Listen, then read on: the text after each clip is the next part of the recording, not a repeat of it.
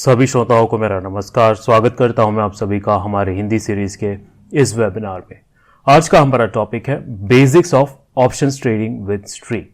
तो मैंने अक्सर ये देखा है कि नए ट्रेडर्स जो होते हैं उन्हें काफ़ी कठिनाई होती है ऑप्शन समझने में। ये इसलिए है क्योंकि ऑप्शंस को लेकर के ईजी कंटेंट ज़्यादा अवेलेबल नहीं है। इसीलिए मैं अपने वीडियोस के थ्रू ये प्रयास करूंगा कि आप सभी को सरल लैंग्वेज में ऑप्शंस के बारे में सिखा सकूं। तो आइए इस वेबिनार को शुरू करते हैं और सबसे पहले देख लेते हैं कि कौन से टॉपिक्स हम कवर करेंगे अपने इस वेबिनार में। This webinar and all the information contained herein is for educational purposes only and should not be construed as trading or investment advice. Streak AI Technologies does not provide any trading or investment advice.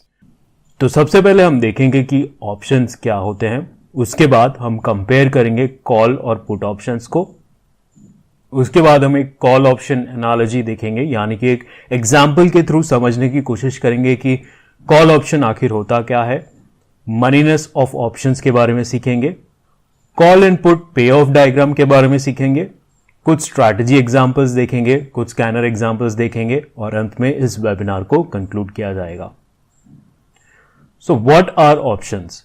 Options जो होते हैं वो एक derivative instrument होते हैं, यानी कि जो उनकी वैल्यू है वो किसी और अंडरलाइंग एसेट से डिराइव की जाती है। वो अंडरलाइंग एसेट जो है वो एक इंडेक्स हो सकता है, स्टॉक हो सकता है, कमोडिटी हो सकती है या फिर करेंसी हो सकता है। अ कॉल और a put option is a contract.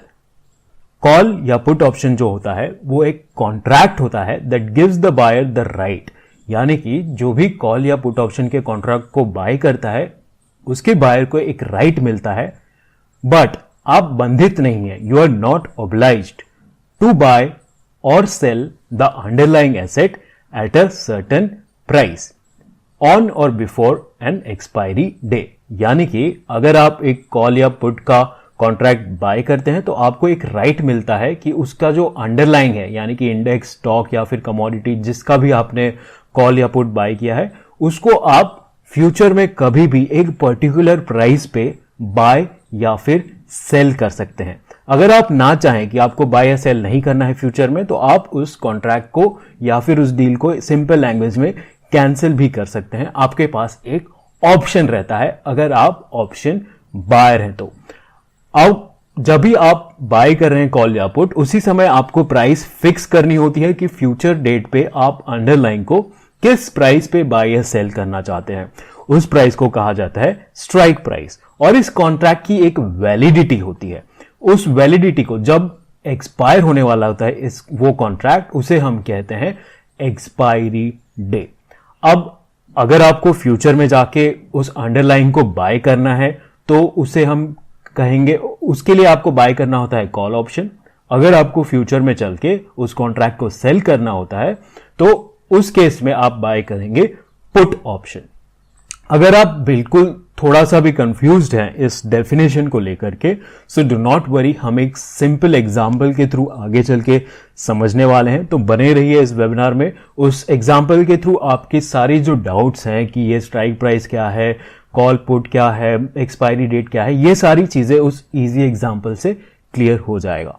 Options जो होते हैं मेनली टू टाइप के होते हैं, कॉल ऑप्शन और पुट ऑप्शन।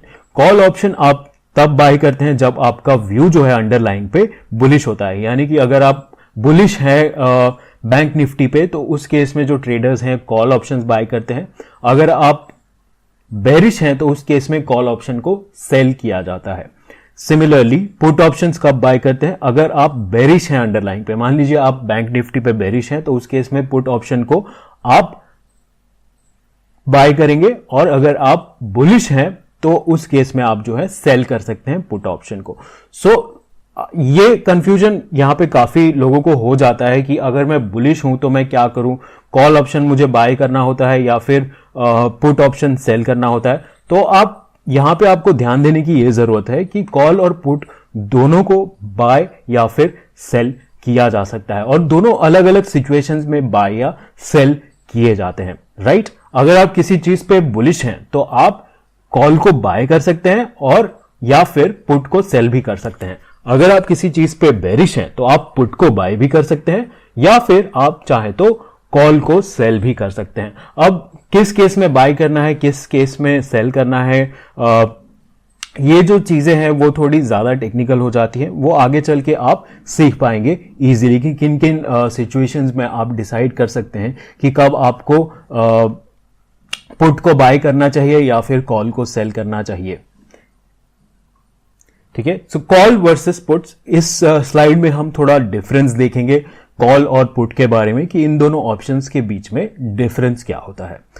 सो कॉल ऑप्शन जो है वो बायर को एक राइट देता है to purchase the underlying at a strike price, यानी कि एक फिक्स प्राइस पे आप फ्यूचर में चल के एक डील कर रहे हैं ऑप्शन कॉल ऑप्शन सेलर के साथ कि मैं फ्यूचर में ये जो अंडरलाइंग स्टॉक है या फिर इंडेक्स है तुमसे इस प्राइस पे खरीदना चाहता हूं, तो उसे हम कहेंगे कॉल ऑप्शन। अब the call option buyer has the option of not purchasing the underlying. अगर आपने ऑप्शन को बाय किया है तो आपके पास एक ऑप्शन है कि आप फ्यूचर में डिसाइड कर सकते हैं कि आपको बाय करना है या फिर नहीं करना है, दोनों में से आप कोई भी चूज कर सकते हैं। ठीक है, पुट ऑप्शन में क्या होता है, the put option buyer has the right to sell the underlying at the strike price, यानी कि मान लीजिए आपको फ्यूचर में चल के किसी चीज को सेल करना है किसी एक पर्टिकुलर स्ट्राइक प्राइस पे, आप आज सेल नहीं करना चाहते हैं तो उस केस में आप पुट ऑप्शन खरीद सकते हैं। उससे क्या होगा कि आप जिस स्ट्राइक प्राइस पे आपने पुट ऑप्शन खरीदा है उसी प्राइस पे आप फ्यूचर में जाके सेल कर पाएंगे। The put buyer has the option of not selling the underlying. अगर आप चाहें कि फ्यूचर में आप जाके नहीं सेल करना चाहते हैं आपका जो भी स्टॉक या फिर इंडेक्स या फिर कमोडिटी करेंसी जिसका भी आपने पुट खरीदा है, तो वो भी आपके पास ऑप्शन है। अगर आप चाहें तो बेच दें, अगर आप चाहें तो ना भी बेचें, कोई दिक्कत नहीं है। ठीक है, बट राइटर के केस में थोड़ा सा अलग हो जाता है, यानी कि सेलर के केस में थोड़ा सा सिनेरियो चेंज हो जाता है। The seller of the call option is obliged to sell the underlying asset, यानी कि जो सेलर होता है कॉल ऑप्शन का, उसे जो कॉल ऑप्शन का सेलर है उसे सेल करना जरूरी हो जाता है इन केस अगर बायर खरीदना चाहे। ठीक है, बाय के पास ऑप्शन है, वो बाय करना चाहे या ना करना चाहे फ्यूचर में चल के, लेकिन अगर आपने कॉल ऑप्शन सेल किया है तो आपके पास ऑप्शन नहीं है, आपको डेफिनेटली सेल करना ही पड़ेगा वो एसेट अगर बायर ने ये डिमांड किया कि मुझे खरीदना है तो। ठीक है, और उसी एक्सरसाइज प्राइस पे जिस प्राइस पे आपका कॉन्ट्रैक्ट फिक्स हुआ था। Same way put option seller जो है is obliged to buy the underlying asset from the put buyer at the exercise price if the put buyer decides to sell the underlying, यानी कि अगर put buyer ने decide किया कि मुझे cell करना है इसको, ठीक है, तो पुट जो सेलर है यानी कि पुट जो राइटर है उसे अंडरलाइंग को खरीदना ही पड़ेगा पुट बायर से। ठीक है, सो ये जो चीजें हैं उसका आपको ध्यान रखना है, थोड़ा सा कंफ्यूजिंग हो सकता है, तो मैं एक बार और समराइज कर देता हूं।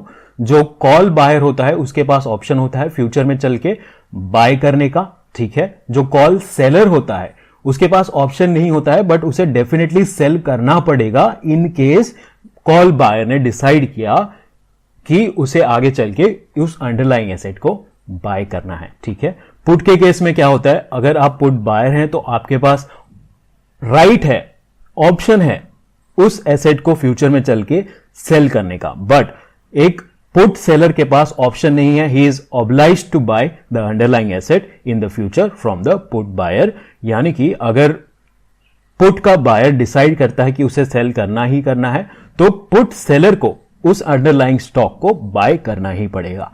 Again no need to get confused, अगर आपको थोड़ा भी कंफ्यूजन हो रहा है तो again wait for the example देखते ही आपको सारी चीजें एकदम ही ज्यादा क्लियर हो जाएंगी। थर्ड पॉइंट पे आते हैं, the value of call option contract increases if the underlying asset increases in value, यानी कि अंडरलाइंग एसेट जब इंक्रीज करता है वैल्यू में तो इस केस में कॉल ऑप्शन की वैल्यू जो है वो इंक्रीज होगी, यानी कि अगर आपने बैंक निफ्टी का कॉल ऑप्शन खरीदा है, बैंक निफ्टी ऊपर जाता है तो कॉल ऑप्शन की वैल्यू जो है ऊपर जाएगी। और same way value of put option contract increases if the underlying asset decreases in value, अगर अंडरलाइंग एसेट डिक्रीज कर रहा है वैल्यू में तो उस केस में जो है पुट ऑप्शन की वैल्यू इंक्रीज होती है। ठीक है, that is why bear case में आपको पुट बाय करना होता है और बुल केस में आपको कॉल बाय करना होता है। ठीक है, because there is no theoretical limit to the underlying upside, the contracts value can grow indefinitely. यानी कि अब किसी भी एसेट का, किसी भी स्टॉक का या इंडेक्स का कोई अपर लिमिट तो है नहीं कि वो इतने ही लेवल तक राइज कर सकता है, राइट। एक स्टॉक जो है थियोरेटिकली किसी भी वैल्यू तक राइज कर सकता है, इनफिनाइट अमाउंट तक राइज कर सकता है। इसीलिए जो कॉल ऑप्शन है वो भी, उसका भी प्राइस जो है इनफिनाइट राइज कर सकता है। बट फॉल के केस में ऐसा नहीं है, एक लिमिट होता है, 0 तक ही प्राइस जा सकती है, 0 से नीचे किसी भी एसेट की प्राइस नहीं जाती है। इसीलिए जो पुट ऑप्शन का जो अपसाइड पोटेंशियल है वो लिमिटेड होता है। तो आ जाते हैं एग्जाम्पल पे। इस एग्जाम्पल में हम समझेंगे कि कॉल ऑप्शन को हम एक रियल लाइफ एग्जाम्पल से कैसे कंपेयर कर सकते हैं। तो मान लीजिए कि आपने अपने लोकेलिटी में एक शॉप देखा हुआ है और आपको एक न्यूज मिली है कि उस शॉप के जस्ट सामने एक मेन रोड कंस्ट्रक्ट होने वाला है।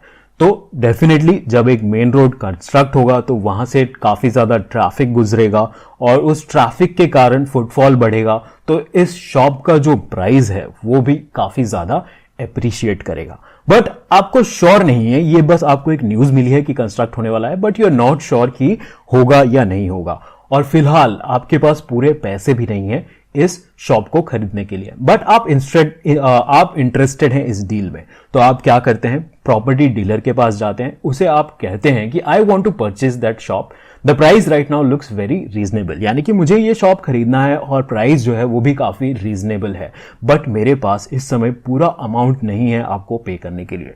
तो डीलर कहता है कि sure sir, here's a deal for you. जो डीलर है वो आपके लिए एक डील बनाता है या फिर एक कॉन्ट्रैक्ट बनाता है। वो आपको कहता है कि आप जो है एक 50,000 का डिपॉजिट दे दीजिए इस डील को लॉक करने के लिए, नॉन रिफंडेबल डिपॉजिट, ठीक है। और हम एक प्राइस फिक्स कर लेते हैं 50 लाख रुपीस, जो कि इसका आज मार्केट प्राइस चल रहा है, या फिर जो भी इन दोनों बायर्स को, सेलर्स को सही लग रहा है, इन दोनों पार्टीज को जो भी प्राइस सही लग रहा है उस प्राइस को इन्होंने फिक्स किया है। For example 50 lakh rupees. 50 lakh rupees पे आप जाके फ्यूचर में मुझसे ये शॉप खरीद सकते हैं, और इस डील को लॉक करने के लिए आप बस एक नॉन रिफंडेबल डिपॉजिट मुझे 50,000 का दे दीजिए।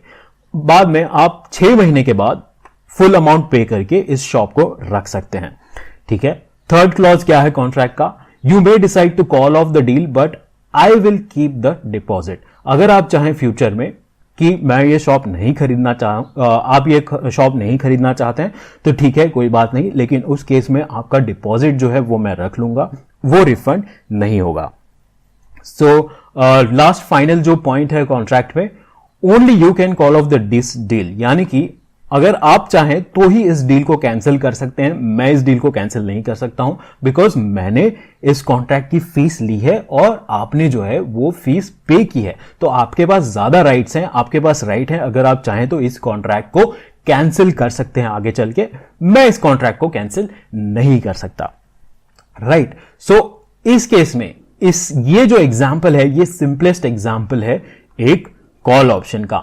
इसमें आपका प्रीमियम क्या हो गया, यानी कि ऑप्शन का प्राइस क्या हो गया, कॉन्ट्रैक्ट का प्राइस क्या हो गया, 50,000 रुपीज। 50,000 रुपीज में आपने इस डील में एंटर किया, यानी और ये, या फिर ये कह सकते हैं कि आपने इस कॉल ऑप्शन को खरीदा है, ठीक है। आपका स्ट्राइक प्राइस क्या है, 50 लाख रुपीज। आपका स्ट्राइक प्राइस 50 लाख रुपीज हो गया। स्ट्राइक प्राइस क्या होता है, जिस प्राइस पे आप फ्यूचर में उस अंडरलाइंग एसेट को यानी कि शॉप को खरीदना चाहते हैं। तो आपका स्ट्राइक प्राइस हो गया 50 लाख रुपीस, ठीक है। और एक्सपायरी डेट क्या हो गई, 6 मंथ्स। आज से 6 मंथ्स के बाद जो भी डेट है वो आपकी एक्सपायरी डेट हो गई। 6 मंथ्स के बाद जो डीलर है वो कहेगा कि आप 6 मंथ्स के अंदर ही इस डील को क्लोज कर दीजिए रिमेनिंग अमाउंट देकर।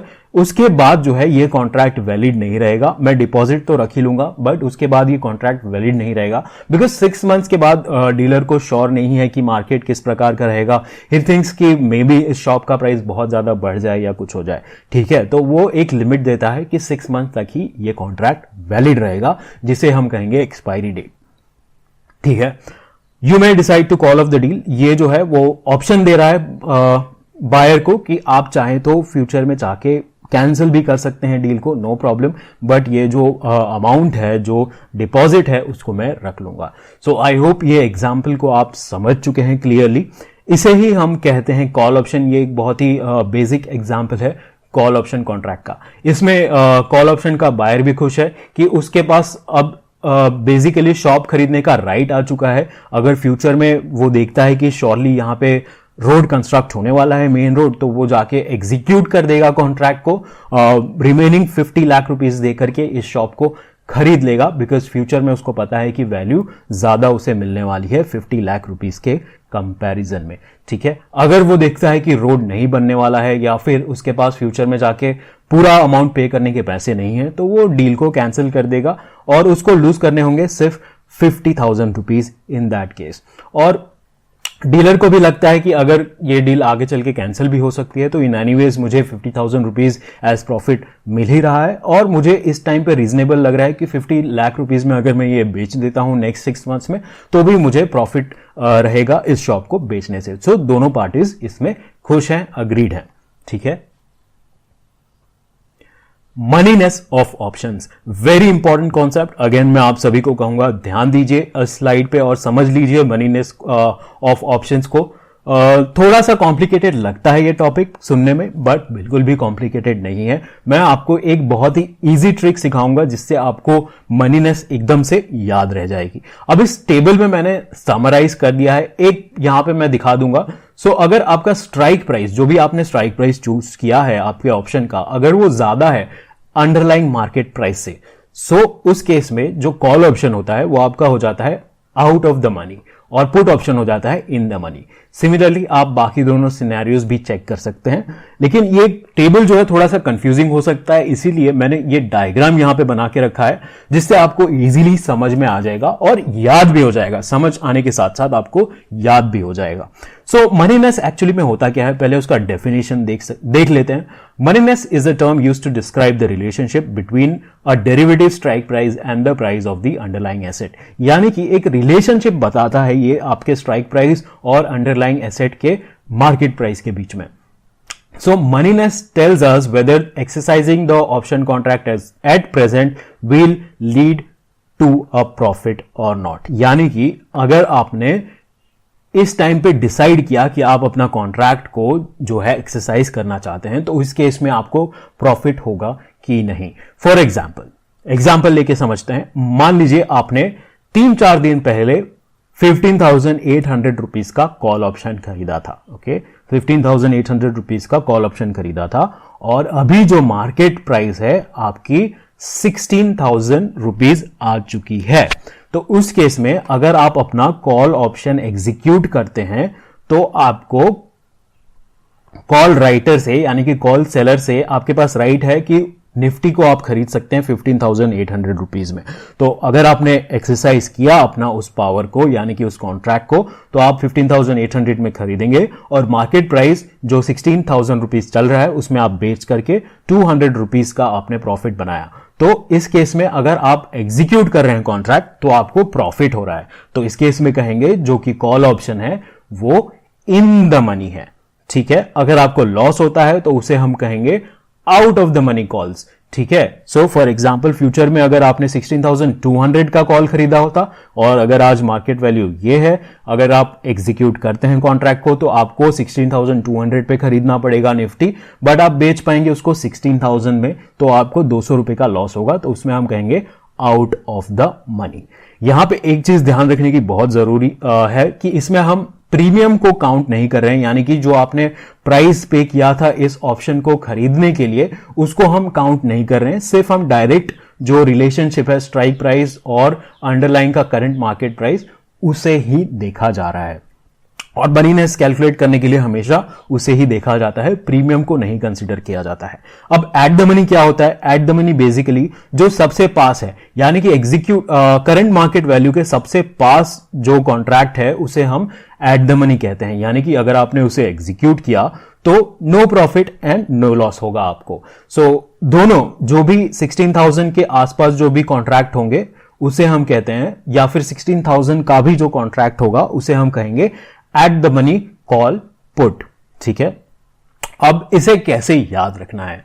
सो आप इस नंबर लाइन को याद रख सकते हैं लेफ्ट टू राइट। सो यहां पे जो है ये करंट निफ्टी मार्केट प्राइस है, ठीक है। करंट प्राइस के लेफ्ट साइड जो भी स्ट्राइक प्राइसेस होते हैं उसमें जो भी कॉल्स होंगे वो इन द मनी होंगे, ठीक है। सो लेफ्ट साइड से आपको याद रखना है कि in the money call start होता है। बस आपको एक ही चीज याद रखनी है, इतनी सी, ठीक है। लेफ्ट साइड जो भी मेरा प्राइस है उसके नीचे जो भी स्ट्राइक है वो इन द मनी कॉल्स है, ठीक है। इतना आपने याद रख लिया। अब वो इन द मनी कॉल्स है तो पुट्स जो है वो उसका अपोजिट होंगे, that is out of the money, ठीक है। अब दूसरी साइड आ जाते हैं। करंट मार्केट प्राइस के ऊपर जो भी स्ट्राइक्स हैं, इन द मनी कॉल तो यहां पे हो गया लेफ्ट साइड पे, तो नेचुरली अगर इन the money call left side पे है तो राइट साइड पे क्या होगा? Calls out of the money हो जाएगा। और कॉल अगर आउट ऑफ द मनी है तो पुट जो है वो उसका अपोजिट हो जाएगा, that is in the money हो जाएगा, ठीक है। Very easy to remember. आप लेफ्ट साइड से याद रखना स्टार्ट कर सकते हैं। एक ही चीज याद रखना है, जो भी नीचे के स्ट्राइक्स है वो इन द मनी कॉल्स है। इतना आपने याद रख लिया, बाकी सारे अपने आप आ जाएंगे। इन द मनी कॉल्स, तो कॉल अगर इन द मनी है तो पुट जो है वो आउट ऑफ द मनी होगा, और दूसरी साइड अपोजिट हो जाएगा। जो कॉल्स है वो आउट ऑफ द मनी हो जाएंगे और जो पुट्स है वो इन द मनी हो जाएंगे। सो आई होप आप इस डायग्राम को समझ चुके हैं और आई होप आपके दिमाग में ये चीज फिक्स हो गई होगी। अब आपको आगे चल के मनीनेस में कोई कंफ्यूजन नहीं होगा। अगर आप चाहें तो एक बार और रिपीट करके भी इस चीज को सुन लीजिए, अच्छे से समझ लीजिए। और कोई भी डाउट आता है, लास्ट प्रीवियस स्लाइड्स में भी जो भी हमने डिस्कस किया था उनमें भी कोई भी अगर आपको डाउट आता है तो डेफिनेटली मुझे लिख के बताइए, कमेंट्स में लिख के बता सकते हैं, या फिर मैं अपना ईमेल आईडी शेयर कर देता हूं, support@street.tech। इस ईमेल आईडी पे आप लिख के हमें बता सकते हैं, हम आपकी सहायता जरूर करेंगे। सो कॉल एंड पुट ऑप्शन पे ऑफ डायग्राम्स। सो पे ऑफ डायग्राम क्या होता है? बेसिकली पे ऑफ डायग्राम आपको यह बताता है कि आपने अगर कॉल या पुट खरीदा है तो एक्सपायरी डे पे आप प्रॉफिट बनाएंगे या फिर लॉस बनाएंगे, ठीक है। सो कैसे काम करता है एक एग्जांपल लेके मैं आपको बता देता हूं। लॉन्ग कॉल का पे ऑफ डायग्राम ये है, ठीक है। एक्स प्राइस जो है ये मेरा स्ट्राइक प्राइस है, मान लीजिए 16,000 ही ले लेते हैं, ठीक है। 16,000 पे मैंने निफ्टी को खरीदा है। 16,000 का निफ्टी कॉल ऑप्शन मैंने खरीदा है, मान लीजिए 100 रुपीज पे खरीदा है, ठीक है। सो ये जो गैप है वो हो गया आपका प्रीमियम जो आपने पे किया है, दैट इज 100 रुपीज, ठीक है। वाई जो है वो है आपका ब्रेक इवन, यहां पे मैंने मेंशन कर दिया हुआ है X is strike price, Y is break even point. Break even point क्यों है ये? बेसिकली आपने 100 रुपीज दिया है, उसके बाद आपने ये परचेज किया है 16,000 का कॉल ऑप्शन, राइट। सो पहले आपको वो 100 रुपीज रिकवर करने पड़ेंगे, उसके बाद आपका जो प्रॉफिट है वो चालू होगा, करेक्ट। दैट इज वाई यहां पे ब्रेक इवन पॉइंट है, और ये गैप जो है 100 रुपीज का है। अगर निफ्टी इसके नीचे रहती है तो आपका मैक्सिमम लॉस जो है वो कैप्ड है, दैट इज 100 रुपीज। 100 रुपीज से ज्यादा आपको लॉस नहीं होगा। सो यहां पे मैं अगेन शॉप के एग्जांपल पे आ जाता हूं। मान लीजिए फ्यूचर में जो शॉप की वैल्यू है वो आप देख रहे हैं कि 50 लाख रुपीज से 40 लाख रुपीज आ चुकी है, तो आप इस डील को कैंसिल कर देंगे, राइट। आप नहीं चाहेंगे कि मैं जो मार्केट में वैल्यू इसकी 40 लाख चल रही है उसको मैं 50 लाख रुपीज में खरीदूं, ठीक है। तो उस केस में आपका मैक्सिमम लॉस क्या है? ओनली 50,000 रुपीज, दैट इज आपने जो प्रीमियम पे किया है कॉन्ट्रैक्ट के लिए वो। So that is what is being shown over here. ये जो है आपका प्रीमियम अमाउंट है, जो 100 रुपीज का एग्जाम्पल हमने लिया था वो आपको यहां पे दिखा रहा है कि मैक्सिमम लॉस जो है, निफ्टी कितना भी गिर जाए आपका जो मैक्सिमम लॉस है वो उतना ही रहेगा, दैट इज आपने जो प्रीमियम पे किया है। लेकिन आपका जो अपसाइड है वो अनलिमिटेड है, जितना ज्यादा ऊपर निफ्टी जाता जाएगा उतना ज्यादा आपका प्रॉफिट होता जाएगा। तो ये हो गया लॉन्ग कॉल। अब शॉर्ट कॉल में क्या होता है कि आपका जो प्रॉफिट पोटेंशियल है वो लिमिटेड है। आप शॉर्ट जब करते हैं या फिर कॉल ऑप्शन राइट करते हैं, राइटर कौन है? ये डीलर राइटर है, इसने यहां पे राइट किया हुआ है 50,000 रुपीज। तो 50,000 रुपीज वो रख सकता है अपने पास, ठीक है। 50,000 रुपीज वो रखेगा। अगर मार्केट प्राइस जो है इस चीज का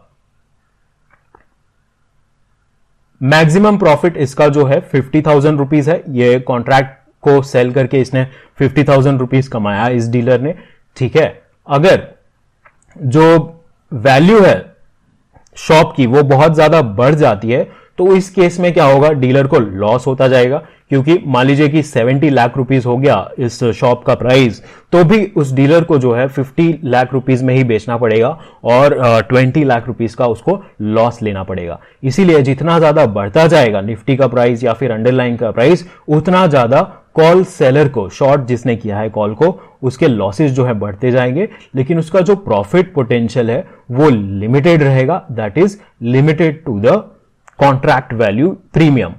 ठीक है, सेम वे लॉन्ग पुट में क्या होता है, लॉन्ग पुट में बेसिकली आप अनलिमिटेड प्रॉफिट बना सकते हैं अगर निफ्टी नीचे गिरता है तो। ठीक है, जितना ज्यादा नीचे गिरेगा उतना ज्यादा आप प्रॉफिट बनाएंगे, लेकिन अगर ऊपर रह जाता है, निफ्टी ऊपर जाने लगता है, तो उस केस में आपके जो लॉस होते हैं वो लिमिटेड होते हैं, दैट इज आपका जो प्रीमियम पे किया है आपने वो। ठीक है, so again x is the strike price, x strike price है और वाई जो है आपका ब्रेक इवन पॉइंट है। यहां पे अगेन शॉर्ट पुट में क्या होता है कि आप जो मैक्सिमम प्रॉफिट बना रहे हैं शॉर्ट पुट में, अगर निफ्टी ऊपर जाता है तो आपका लिमिटेड प्रॉफिट रहता है, दैट इज प्रीमियम जो आपने रिसीव किया है पुट को शॉर्ट करके या फिर राइट करके, और या फिर अगर निफ्टी गिरने लगता है तो उस केस में आपको अनलिमिटेड लॉस होता है। सो इसीलिए कहा जाता है, यहां पे एक पैटर्न आप समझिए, अगर आप बाय कर रहे हैं कॉल या फिर पुट को, तो आपका जो प्रॉफिट पोटेंशियल है वो अनलिमिटेड है और जो लॉस है वो लिमिटेड है। अगर आप शॉर्ट कर रहे हैं या फिर राइट कर रहे हैं कॉल या पुट को, तो उस केस में क्या होता है कि आपका प्रॉफिट पोटेंशियल है वो लिमिटेड होता है, दैट इज द प्रीमियम। आपने जो प्रीमियम रिसीव किया है वो आपका पोटेंशियल, प्रॉफिट पोटेंशियल है, बट आपका लॉस पोटेंशियल जो है वो अनलिमिटेड लॉस पोटेंशियल होता है इन केस आप अगर सेल कर रहे हैं ऑप्शंस को। ठीक है, इसीलिए आप देखेंगे कि मार्केट में ऑप्शन अगर आप सेल करने जाते हैं तो आपको बहुत ही ज्यादा जो है डिपॉजिट रखना पड़ता है ब्रोकर के पास। ठीक है,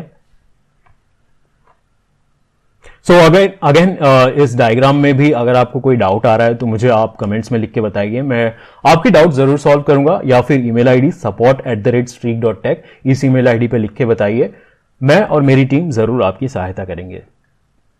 सो थियोरी तो हमने काफी सारी देख ली, अब एक प्रैक्टिकली एग्जाम्पल भी देखते हैं चल के। स्ट्रीक प्लेटफॉर्म पे जाके देखेंगे, सीखेंगे कि स्ट्रैटेजीज, ऑप्शन स्ट्रैटेजीज किस तरह से हम बना सकते हैं, किस तरह से उन्हें एनालाइज कर सकते हैं, राइट। सो आइए स्ट्रीक प्लेटफॉर्म पे चला जाए। स्ट्रीक पे जाने के लिए आप इस वेबसाइट को ओपन कर लेंगे, streak.tech streak.tech। वेबसाइट ओपन करने के बाद आप अपने ब्रोकर का जो यूजर आईडी और पासवर्ड है उसे यूज करके आप लॉग इन कर लेंगे। आपको कुछ भी डाउनलोड करने की जरूरत नहीं है, डायरेक्टली आप इस वेबसाइट पे आ जाएंगे, ये आपके ब्रोकर के थ्रू लिंक हो जाएगा और फिर आप इस प्लेटफॉर्म को यूज करना स्टार्ट कर सकते हैं। सो स्ट्रैटेजी बनाने के लिए सबसे पहले हम जाएंगे यहां पे स्ट्रैटेजीज में, उसके बाद हम क्लिक करेंगे क्रिएट स्ट्रैटेजी पे। यहां पे मैं एक नाम दे देता हूं और फिर इसे हम क्रिएट करने के लिए क्रिएट बटन पे क्लिक करेंगे। सो कौन सी स्ट्रैटेजी बनाने वाले हैं, हम बनाएंगे एक पुट ऑप्शन स्ट्रैटेजी, जिसमें हम देखेंगे कि बैंक निफ्टी पे एक बेरिश कंडीशन जब होता है तब हम बाय करेंगे पुट ऑप्शन। ठीक है, अगर आप इस स्ट्रैटेजी को, रेडीमेड स्ट्रैटेजी को एक्सेस करना चाहते हैं तो आप इस क्यूआर कोड को स्कैन कर सकते हैं अपने फोन से, या फिर इस लिंक को भी ओपन कर सकते हैं, आपको ये स्ट्रैटेजी मिल जाएगी। आप चाहें तो अपने अकाउंट में, स्ट्रीक अकाउंट में डायरेक्टली स्ट्रैटेजी को कॉपी भी कर पाएंगे। अगर आप देखना चाहते हैं स्टेप बाय स्टेप कि किस प्रकार से स्ट्रैटेजीज बनाई जाती हैं, तो आइए चलते हैं स्ट्रीक प्लेटफॉर्म पे और ये स्ट्रैटेजी आप मेरे साथ बनाइए। ठीक है, सो सबसे पहले हम क्लिक करेंगे ऐड बटन पे, ताकि हम वो पुट ऑप्शंस ऐड कर पाए जिन्हें हमें ट्रेड करना है। सो यहां पे मैं टाइप करूंगा निफ्टी बैंक और यहां पे ऐड डायनेमिक कॉन्ट्रैक्ट पे क्लिक करूंगा। कॉन्ट्रैक्ट टाइप में मैं सिलेक्ट करूंगा put option, strikes offset from eight the money. मैं एट द मनी ऐड करना चाहता हूं फिलहाल, तो 0 रखूंगा, 0 मतलब एट द मनी। ठीक है, एक्सपायरी करंट, एक्सपायरी टाइप मैं मान लेता हूं वीकली ऑप्शन में ट्रेड करना चाहता हूं, वीकली यहां पे ले लेता हूं। एंड ऑर्डर टाइप, यानी कि आप इस पुट ऑप्शन को क्या करना चाहते हैं, बाय करना चाहते हैं या सेल करना चाहते हैं, वो ऑप्शन आप यहां पे सिलेक्ट कर लेंगे। मैं इस पुट ऑप्शन को बाय करना चाहूंगा तो मैं यहां पे लॉन्ग सिलेक्ट कर लेता हूं। ठीक है, ये सारे ऑप्शन करने के बाद आपको यहां पे चेंज फ्रीक्वेंसी दिख रहा है। दैट मींस चेंज फ्रीक्वेंसी क्या डिसाइड करता है कि आपका एट द मनी स्ट्राइक जो है वो किस हिसाब से सिलेक्ट होगा। अगर आपने यहां पे कैंडल सिलेक्ट किया है तो जिस कैंडल पे आपका सिग्नल जनरेट होता है उस कैंडल के क्लोज प्राइस को रेफरेंस में लिया जाएगा आपका eight the money strike select करने के लिए। अगर आपने यहां पे डे ओपन सिलेक्ट किया तो जो डे का ओपन प्राइस होता है उसे रेफरेंस में लिया जाएगा आपका जो है एट द मनी स्ट्राइक को सिलेक्ट करने के लिए। ठीक है, तो एक स्ट्राइक मैंने यहां पे ऐड कर दिया है, दो और स्ट्राइक हम ऐड करेंगे। यहां पे ऐड पे क्लिक करेंगे, put option in the money, दो strike above at the money यानी कि इन द मनी पुट हो जाएगा ये। Again current weekly candle long, क्योंकि हम बाय करना चाहते हैं इसीलिए यहां पे लॉन्ग सिलेक्ट करेंगे। एक और ऐड करेंगे, पुट ऑप्शन वीकली 4। ठीक है, अप्लाई चेंजेस पे मैं क्लिक कर दूंगा, डन पे क्लिक कर दूंगा। सारे मेरे कॉन्ट्रैक्ट्स यहां पे ऐड हो चुके हैं। सेकेंडली मैं यहां पे क्वांटिटी सिलेक्ट कर लेता हूं। मान लीजिए मैं 5 लॉट्स ट्रेड करना चाहता हूं, 5 सिलेक्ट कर लूंगा। कैंडल इंटरवल सिलेक्ट करेंगे आप, कौन से कैंडल इंटरवल पे आप स्ट्रैटेजी बनाना चाहते हैं। मैं 1 आवर पे बनाना चाहता हूं तो यहां पे 1 आवर रहने दूंगा। फिर यहां पे पोजीशन पूछ रहा है, बेसिकली आपने यहां पे ऑलरेडी डिफाइन कर दिया है राइट कि लॉन्ग जाना है, तो यहां पे आप जो भी सिलेक्ट करें फर्क नहीं पड़ता है। ये जो कॉन्ट्रैक्ट है वो लॉन्ग ही होंगे जब आपका सिग्नल जनरेट होता है तब। ठीक है, बट मैं क्या प्रीफर करता हूं कि स्ट्रैटेजी का जो व्यू है बुलिश या बेरिश, उस हिसाब से मैं यहां पे पोजीशन सेट कर दूं। तो मेरा व्यू जो है बेरिश के हिसाब से हम ये बना रहे हैं तो सेल यहां पे मैं सिलेक्ट कर दूंगा। अब हमें जो कंडीशंस हैं वो बैंक निफ्टी पे चेक करना है। बेसिकली स्ट्रैटेजी तो हमारी यही है ना कि बैंक निफ्टी जब बेरिश होता है तब हम इन पुट ऑप्शंस को बाय करना चाहते हैं। सो इस केस में यहां पे मैं सिंबल फंक्शन का इस्तेमाल करूंगा। सिंबल फंक्शन का क्यों? जो भी कंडीशन हम सिंबल फंक्शन के अंदर बनाएंगे ना वो बैंक निफ्टी पे चेक होगा। अगर हमने सिंबल फंक्शन का यूज किए बिना यहीं पे डायरेक्ट कंडीशन बनाना स्टार्ट कर दिया, आरएसआई या मूविंग एवरेज कुछ भी, तो ये जो इंडिकेटर है वो अप्लाई होगा इन पुट ऑप्शंस पे। बट हम तो पुट ऑप्शन पे नहीं इंडिकेटर अप्लाई करना चाहते हैं, हम चेक करना चाहते हैं ट्रेंड बैंक निफ्टी का। दैट इज वाई यहां पे मैं सिंबल डालूंगा, निफ्टी बैंक सिलेक्ट कर लूंगा, कंडीशन बनाना स्टार्ट करते हैं। DEMA 9 crosses below DEMA 21। एक और कंडीशन बना लेंगे, यहां पे क्लिक करूंगा और जो ये सेकेंड कंडीशन है वो भी हम बैंक निफ्टी पे ही बनाना चाहते हैं। So again I will type Nifty bank, यहां पे हम डालेंगे और क्लोज क्रॉसेस बिलो DEMA 21। यानी कि मैं कब बाय करना चाहता हूं पुट ऑप्शन, जब DEMA 9 क्रॉस बिलो करे DEMA 21 के बैंक निफ्टी के ऊपर, या फिर जो बैंक निफ्टी का क्लोज है 1 आवर का क्लोज वो क्रॉसेस बिलो हो जाए DEMA 21 के, तब मैं ये पुट ऑप्शंस को बाय करना चाहता हूं। ठीक है, यहां पे एग्जिट कंडीशन डाल देते हैं। सो एग्जिट मैं यहां पे पॉइंट्स ले लेता हूं TPSL टाइप का और यहां पे एक बड़ा नंबर प्रोवाइड कर देता हूं बिकॉज मैं स्टॉप लॉस और टारगेट के हिसाब से एग्जिट नहीं करना चाहता हूं। मैं डायरेक्टली से स्क्वायर ऑफ के लिए रखूंगा। दैट इज वाई यहां पे होल्डिंग टाइप आप जो देख रहे हैं MIS सिलेक्टेड है। MIS मतलब आपका at the end of the day square of हो जाएगा पोजीशन। ठीक है, सो आइए एक बार सारी चीजें चेक कर लेते हैं। यहां पे हमने कॉन्ट्रैक्ट्स डाल दिए हैं, यहां पे कंडीशंस, टाइम फ्रेम, क्वांटिटी सही से डाल दी है। अब हम फाइनली इस बैक टेस्ट को रन करने के लिए रेडी हैं, तो मैं क्लिक करूंगा सेव एंड बैक टेस्ट पे। हमारा बैक टेस्ट यहां पे रन होने लगा है। कुछ ही समय में हमें रिजल्ट भी यहां पे देखने के लिए मिल जाना चाहिए।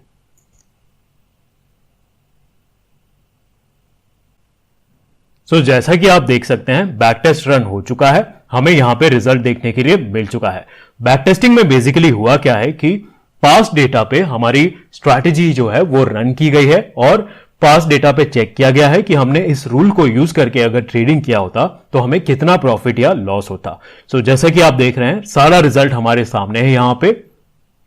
तो आप जैसे कि देख पा रहे हैं एट द मनी पे जो है हमें इतना प्रॉफिट देखने के लिए मिल रहा है, और जैसे जैसे हम इन द मनी जा रहे हैं प्रॉफिट जो है वो थोड़ा सा इंक्रीज हुआ है। तो ऐसा क्यों हुआ है, इसका रीजन अगर आप जानते हैं तो जरूर मुझे कमेंट्स में लिख के बताइए, ठीक है। अगर आप इन डेप्थ एनालिसिस करना चाहते हैं तो उस पर्टिकुलर स्ट्राइक पे क्लिक कर सकते हैं। जैसे कि मान लीजिए मुझे यहां पे एनालिसिस करना है इन डेप्थ, तो मैं क्लिक कर सकता हूं, यहां पे मुझे पीएनएल चार्ट देखने के लिए मिल जाएगा, बहुत सारे और मैट्रिक्स यहां पे देखने के लिए मिल जाएंगे, चार्ट पे बाय एंड सेल सिग्नल सारे यहां पे देखने के लिए मिल जाएगा। In fact even in table form आपको सारे बाय एंड सेल सिग्नल्स, कौन से डेट पे कौन से टाइम पे बाय हुआ था, कौन से प्राइस पे बाय हुआ था, सेल हुआ था, कौन से सिग्नल के थ्रू बाय सेल हुआ था, वो सारी चीजें यहां पे आपको डिटेल में देखने के लिए मिल जाएगी। और सारे ऑप्शंस यहां पे भी आपके जो भी स्ट्रैटेजी ऑप्शंस थे यहां पे सब ऑप्शंस अवेलेबल हैं।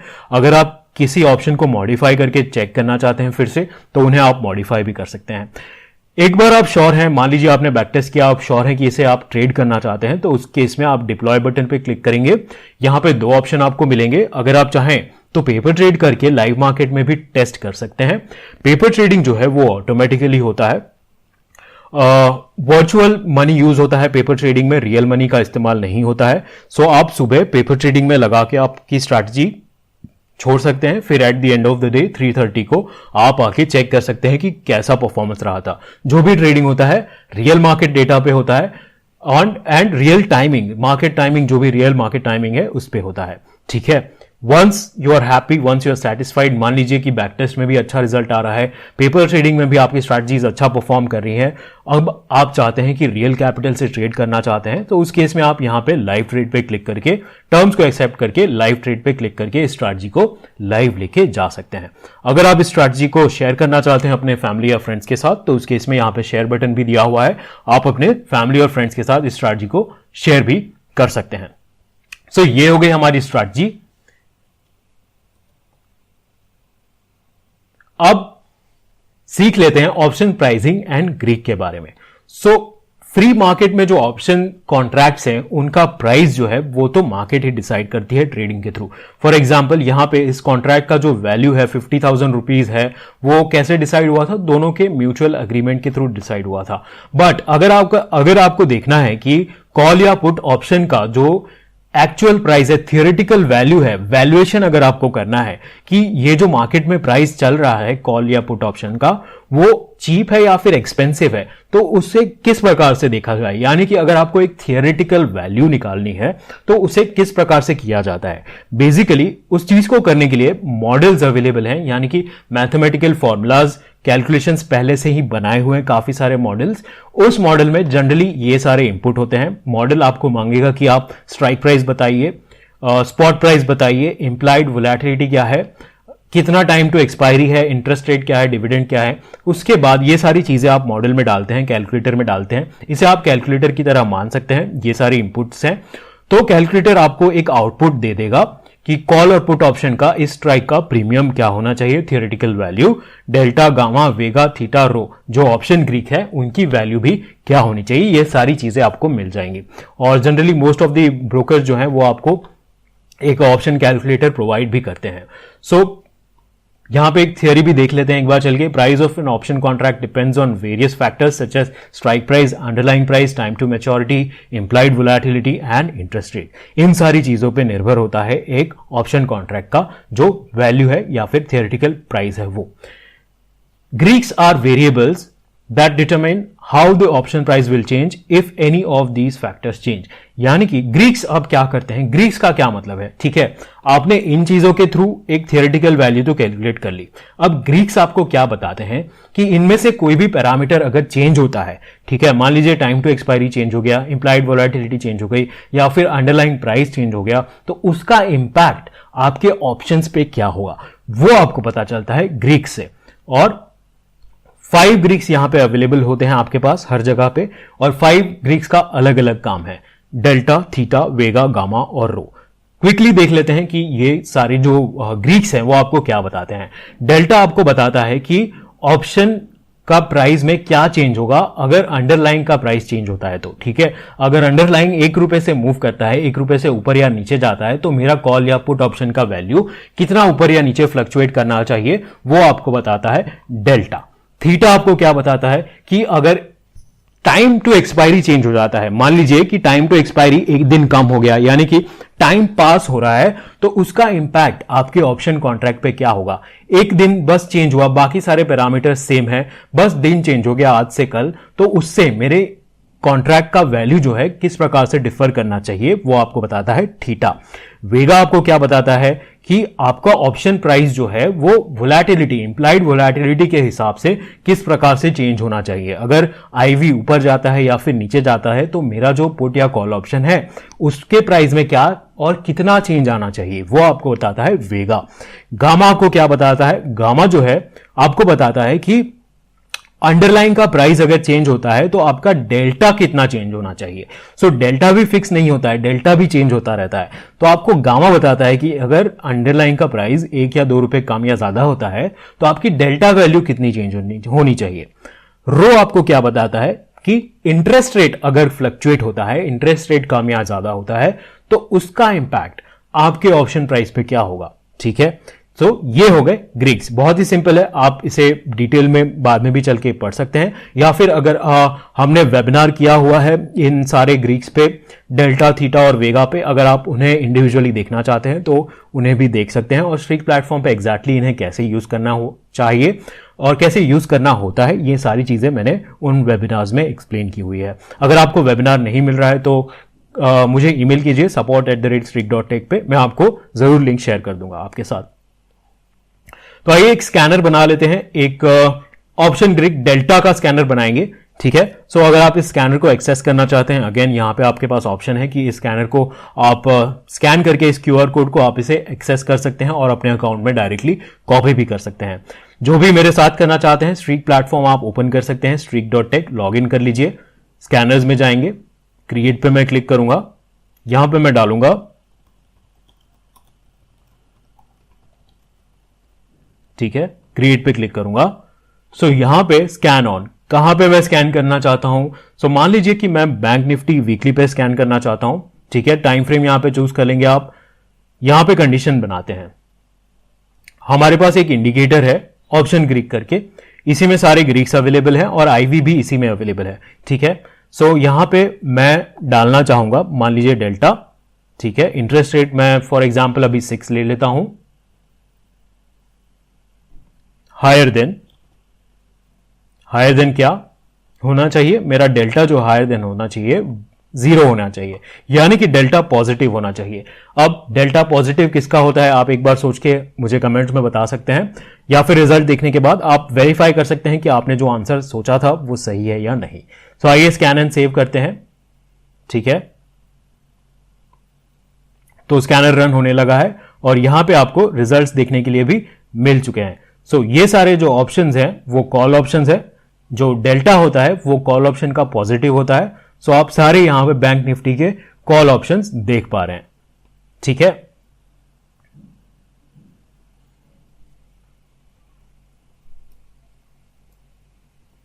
स्ट्रैटेजी एग्जांपल 2, तो हमने एक पुट ऑप्शन की स्ट्रैटेजी तो बना ली, अब हम एक कॉल ऑप्शन की भी स्ट्रैटेजी बनाएंगे। मैं आपसे फिर से बता दूं कि अगर आप इस स्ट्रैटेजी को डायरेक्टली एक्सेस करना चाहते हैं तो इस क्यूआर कोड को स्कैन कर सकते हैं या फिर इस लिंक को ओपन कर सकते हैं। अगर आप चाहें मेरे साथ भी इस स्ट्रैटेजी को बना सकते हैं। सो आइए, अगर आपने ओपन कर लिया है स्कैन करके तो आप बस देख लीजिए स्टेप्स कि किस प्रकार से एक्चुअली इस स्ट्रैटेजी को बनाया गया है। सो अगेन हम जाएंगे स्ट्रैटेजीज में और हमने जो पुट ऑप्शन की स्ट्रैटेजी बनाई थी उसी का अपोजिट है ये स्ट्रैटेजी, तो मैं उसी में जाके इस स्ट्रैटेजी को कॉपी कर लूंगा ताकि हम जल्दी से इस स्ट्रैटेजी को भी बना पाए। सो यहां पे मैं कॉपी पे क्लिक करूंगा, एक नाम देके हम यहां पे कॉपी पे क्लिक करेंगे। सो वो स्ट्रैटेजी जो है यहां पे कॉपी हो चुकी है, इसी को हम एडिट करके अपना कॉल ऑप्शन वाला स्ट्रैटेजी भी बना लेंगे। सो यहां पे जो पुट ऑप्शंस है उन्हें हम निकाल देते हैं और कॉल को ऐड करेंगे। सो हमने एक इंडेक्स पे स्ट्रैटेजी बना ली है, अब जो सेकेंड स्ट्रैटेजी है हम एक स्टॉक पे बना के देख लेते हैं। सो मैं यहां पे रिलायंस को चूज करूंगा, यहां पे ऐड डायनेमिक कॉन्ट्रैक्ट पे क्लिक करूंगा, कॉल ऑप्शन मुझे एक ऐड कर लेते हैं, eight the money call option that is 0। ठीक है, बाकी सारी चीजें सेम रहेंगी। ऐड न्यू कॉल ऑप्शन, यहां पे एक -1 ले लेते हैं, इन द मनी, एक और इन द मनी ऐड कर लेते हैं, ठीक है, अप्लाई चेंजेस पे क्लिक करूंगा और फिर डन पे हम यहां पे क्लिक कर देंगे। ओके, एक जो है डायनेमिक कॉन्ट्रैक्ट ऐड नहीं हुआ है तो उसे हम फिर से ऐड कर लेते हैं।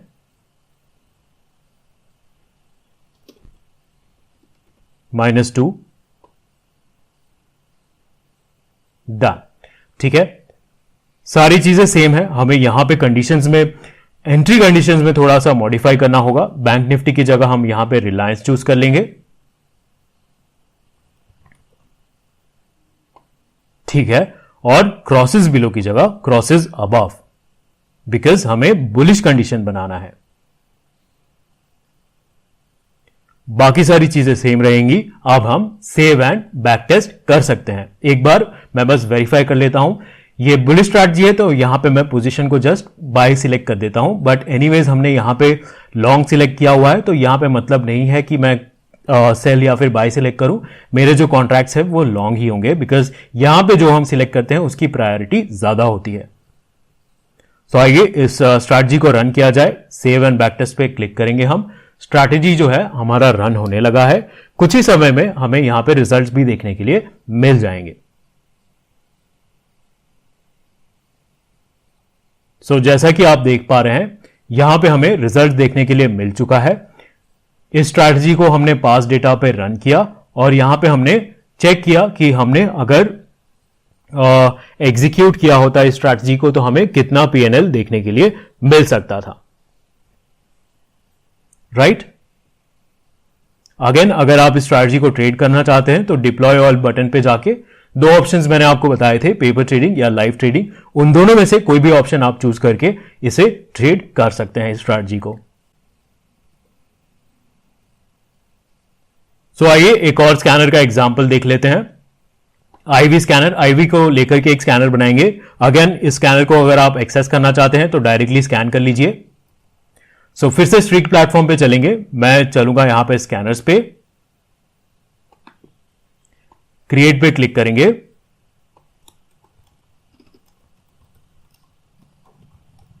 आईवी क्या होता है? Implied volatility basically.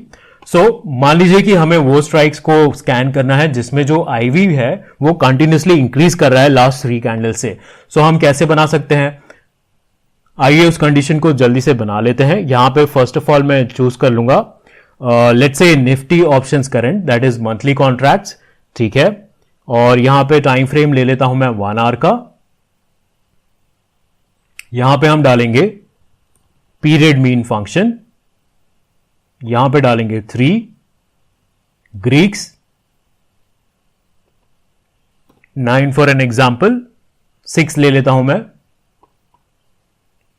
यहां पे डालेंगे माइनस,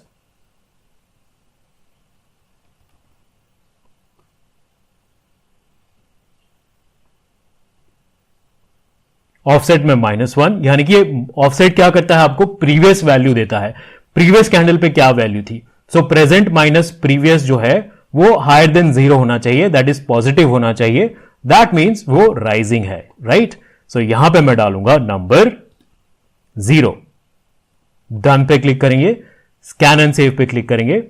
सो यहां पे रिजल्ट हमें देखने के लिए नहीं मिल रहा है। सो यहां पे चेंज करके देख लेते हैं। मान लीजिए कि बैंक निफ्टी ऑप्शन करंट पे देख लेते हैं, चेक करके, नो रिजल्ट। ओके, सो यहां पे हम क्या करेंगे? अब टाइम फ्रेम को चेंज करके देखेंगे। ऑल राइट, सो जैसे कि आप देख पा रहे हैं यहां पे हमें एक रिजल्ट देखने के लिए मिल गया है जिसमें जो लास्ट 3 कैंडल से जो आपका आईवी है उसका लगातार इंक्रीज कर रहा है। ठीक है, तो इस प्रकार से आप बना सकते हैं। दूसरी भी एक टेक्निक है, आप अगर आपको पीरियड मीन नहीं यूज करना है तो आप ऐसा भी कर सकते हैं, delta 0 higher than delta -1, delta -1 higher than delta -2 and delta -2 higher than delta -3। इस प्रकार से भी आप बना सकते हैं, बट पीरियड मीन का यूज करके एक सिंगल लाइन में कंडीशन बन सकती है। अगर आपको डाउट आ रहा है तो अगेन जैसा कि मैंने आपको बताया है पहले भी, कमेंट्स में हमें आप लिख के बता सकते हैं या फिर हमारे ईमेल आईडी support@streak.tech पे भी आप लिख के बता सकते हैं। So question of the day, मैं इस वेबिनार से रिलेटेड आप सभी से एक क्वेश्चन पूछना चाहूंगा, is the delta of long put positive और नेगेटिव? यानी कि लॉन्ग पुट का जो डेल्टा होता है वो पॉजिटिव होता है या नेगेटिव होता है? आप अपने आंसर्स जो है कमेंट में बता सकते हैं और सही आंसर देने वालों को मैं पर्सनली रिप्लाई भी करूंगा। सो हम इस वेबिनार के कंक्लूजन पे पहुंच चुके हैं। आइए कंक्लूजन देख लेते हैं एक बार, या फिर समरी देख लेते हैं एक बार अपने वेबिनार की। ऑप्शन कॉन्ट्रैक्ट जो है एक डेरिवेटिव इंस्ट्रूमेंट होते हैं, यानी कि वो अपनी वैल्यू जो है वो किसी और अंडरलाइंग एसेट से डिराइव करते हैं। मनीनेस जो है, हमने मनीनेस के बारे में भी सीखा, देखा कि किस प्रकार से मनीनेस जो है आपके डेरिवेटिव के स्ट्राइक प्राइस और फिर अंडरलाइंग के करंट प्राइस के बीच में रिलेशनशिप बताता है। पे ऑफ डायग्राम हमने समझा कि पे ऑफ डायग्राम से आप क्या एनालिसिस कर सकते हैं। ग्रीक्स देखें, ग्रीक के बारे में हमने सीखा दैट ग्रीक्स जो है आपको बताते हैं कि ऑप्शन प्राइस किस प्रकार से चेंज होगा अगर कोई भी ऑप्शन प्राइसिंग के फैक्टर्स जो है वो चेंज होते हैं। तो ऑप्शन स्ट्रैटेजी आप बना सकते हैं स्ट्रीक प्लेटफॉर्म पे इजीली और उन्हें बैकटेस्ट करके। एक्सपायर्ड कॉन्ट्रैक्ट्स पे भी आप चेक कर सकते हैं, ये बहुत ही इंपॉर्टेंट पॉइंट है। अगर आप अपने स्ट्रैटेजीज को एक्सपायर्ड कॉन्ट्रैक्ट्स पे, जो कॉन्ट्रैक्ट एक्सपायर हो गए हैं पास्ट में, हमारे पास डेटा मार्च 2020 से अवेलेबल है, सो उस टाइम से लेकर के आप कभी भी आगे तक के बैक टेस्टिंग कर सकते हैं एक्सपायर्ड कॉन्ट्रैक्ट्स पर भी। So thank you everyone, it's a pleasure to have all of you with us towards the end of this webinar. So अगर आपके कोई भी प्रश्न है, सुझाव है या फिर डाउट्स हैं तो हमें कमेंट्स में या फिर हमारी ईमेल आईडी support@streak.tech पे बता सकते हैं। अगर आप चाहते हैं कि मैं फ्यूचर में कोई और टॉपिक्स भी कवर करूं तो जरूर आप मुझे कमेंट्स में बताइए, मैं उन टॉपिक्स को जरूर कवर करने की कोशिश करूंगा। अगर आप हमारे सोशल मीडिया हैंडल्स को फॉलो करना चाहते हैं तो वो सारे डिटेल्स यहां पे मैंने मेंशन कर दिए हुए हैं, आप हमें फॉलो कर सकते हैं। और बहुत ही इंपॉर्टेंट चीज, अगर आप फर्स्ट टाइम हमारे वेबसाइट पे या फिर ऐप पे लॉगिन कर रहे हैं तो आपको एक डेमो रिक्वेस्ट का बटन मिल जाएगा। आप इस पे यहां पे अपना नंबर प्रोवाइड करके एक पर्सनलाइज्ड डेमो भी रिक्वेस्ट कर सकते हैं। सो थैंक यू एवरीवन, इस वेबिनार को हम यहीं समाप्त करेंगे। Have a nice day, bye bye.